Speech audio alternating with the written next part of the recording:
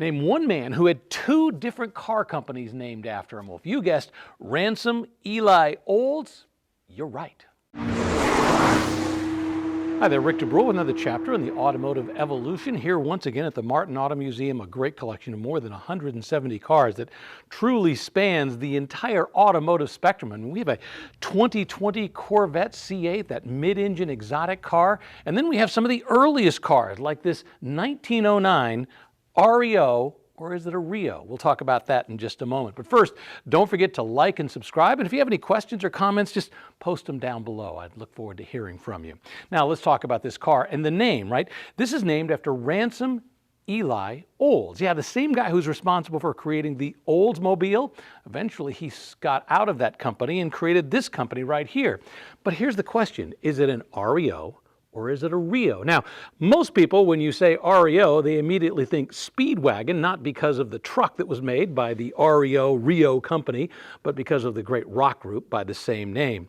They go by REO Speedwagon. Of course, REO, our initial, stands for Ransom Eli Olds, but back when this car was new, I've read an awful lot about it, and they say that they didn't use it as three initials, REO. They simply called it a REO, because most people didn't actually know who Ransom Eli Olds was. So as a result, they called these REOs. Do I call it an REO, REO? To be honest with you, I'll probably mix it up the whole time we're doing this because I tend to think of it in both ways. But it's a really significant car, and most importantly, the man behind it, Ransom Eli Olds, good old REO, he is truly important in the automotive world. Not just for these cars, that they built cars all the way up through the 1930s, but what came before this? And of course, you know what that is. It's Oldsmobile. He started Oldsmobile back in the late 1800s. Ransom's concept was pretty simple. He wanted to build a small, affordable car. Now, he built a number of prototypes, and as the legend goes, at least the story that he told, was that there was a fire in his factory and that most of the prototypes were destroyed. Only one survived. It was the curved dash runabout. Well, he decided to make that the foundation for his entire company. Once again, at least that's the legend that he would tell over time. That curved dash runabout turned into a very successful car. Initially, there were about 600 sold in 1901. He did a great advertising blitz and people started ordering them. The next year, they sold about 3,000. They were sold 4,000 in 1904, making him one of the most successful car builders of the time. And then in 1904, Ransom had a falling out with his own company. The board of directors, the general manager he had on staff, they wanted to build bigger cars, more powerful cars with bigger engines, but not Ransom. He was really locked into that concept of the affordable runabout. As a result, he decided to split. Oldsmobile continued on as a separate company, and Ransom started his new company.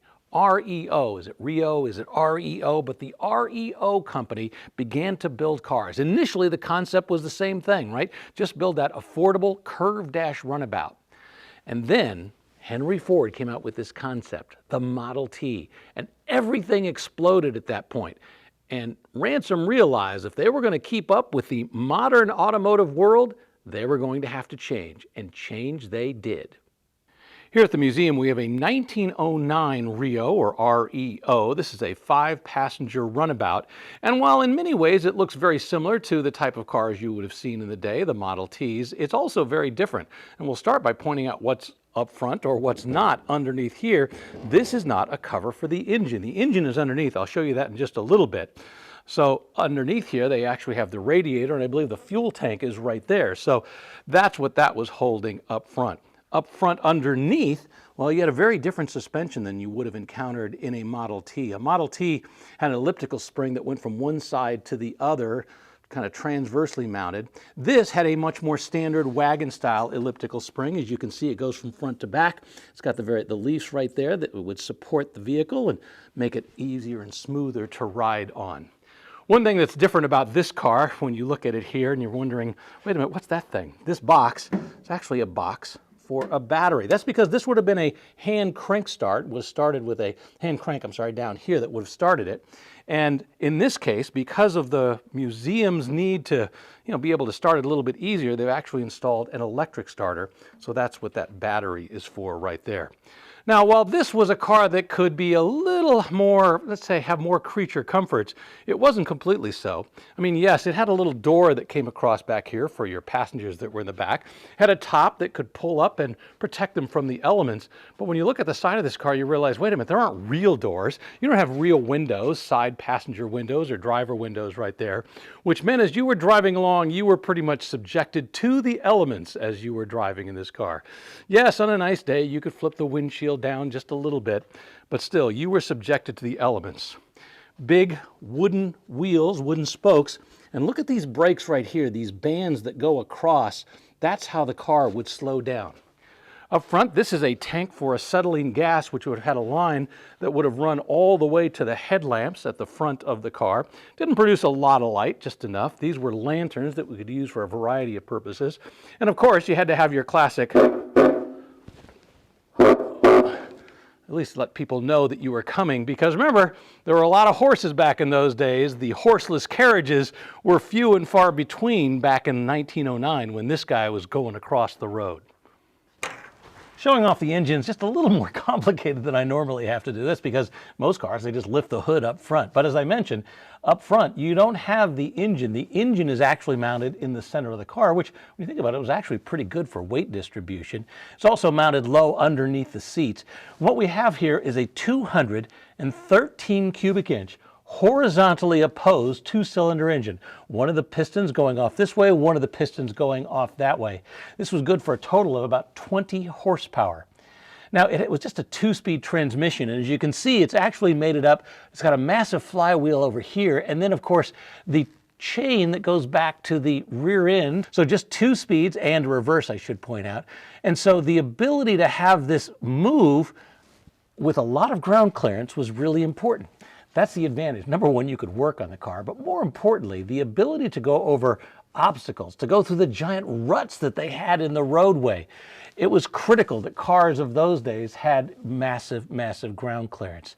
Now, why did they do this particular concept of having the horizontally opposed engine right here in the middle of the car? You got to remember, back in those days, in the early 1900s, I mean, it was really the Wild West of what people were building. Everybody had a different idea of what was going to be better. Now, of course, when Henry Ford came along with the concept of the engine at the front that kind of fed the rear end, that became the norm. Everybody realized they had to copy Henry Ford. But at this point in time, different car manufacturers were coming up with different ideas.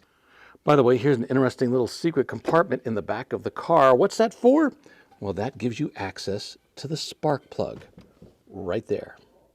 Now, one thing that might get your attention right off the bat is the fact that this is a right-hand drive vehicle. You're on the right-hand side.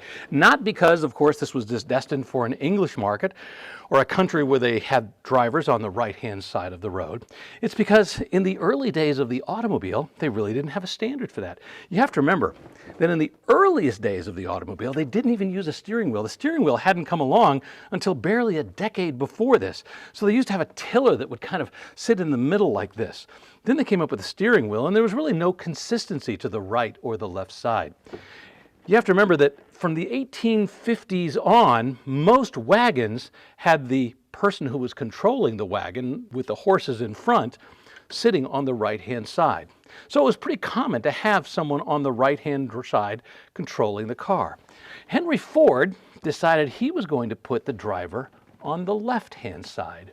And of course, because Henry Ford became so successful and his cars became so successful, over time, everybody just began to say, well, maybe we need to do that as well. And by about 1915, 1916, that became the norm. All drivers were on the left-hand side of the car. But in this year, in 1909, we've got a right-hand drive. Now, another thing that was not standardized back in those days were the pedals. Now, if you look at modern cars, you're going to either have two pedals, an accelerator on the right-hand side and a brake on the left, or maybe if you've got a clutch, three pedals, an accelerator, a brake, and a clutch all the way to the end. When you look down here, there are 5 different pedals. Now, the accelerator itself is the one that's coming right off of the steering column. That's the one that you would use to control it. And by the way, you can actually use this to set that as well. It actually controls the speed because it was very common for cars to control their speed with a unit right there. The brake was on your left foot, and it was the second one over. Don't ask me why they put it there. On the right-hand side, there was a pedal that said muffler. And that pedal was designed so that if you were, let's say you had to go up a hill and you needed a little extra power, if you pushed in that pedal for the muffler right there, it actually disengaged the muffler. And because it meant less back pressure on the engine, it allowed the engine to flow just a little bit easier, gave you just a little extra horsepower, and hopefully, well, you were able to get up that hill a little better. Made more noise, and of course that would bother a lot of people, especially the people with their horses, but at least you could do that. The reverse is the pedal just to the left of the steering column. And basically what you would do is to engage the reverse, you would simply push it in, and then that would engage the reverse gear. You have the gear up here. You'd engage the reverse gear, and then you'd go backwards at about 1.5 miles. You couldn't control the speed, although you could flex it by going in and out, but that's the way the reverse worked. And then finally, you had this thing called the relief, and the relief is what you were using when you were starting the car. It actually allowed the car to turn just a little bit, the engine, I should say, to turn just a little bit easier, so you'd push in that relief. One other thing that they had up here is this box right here, and that was for advancing the spark.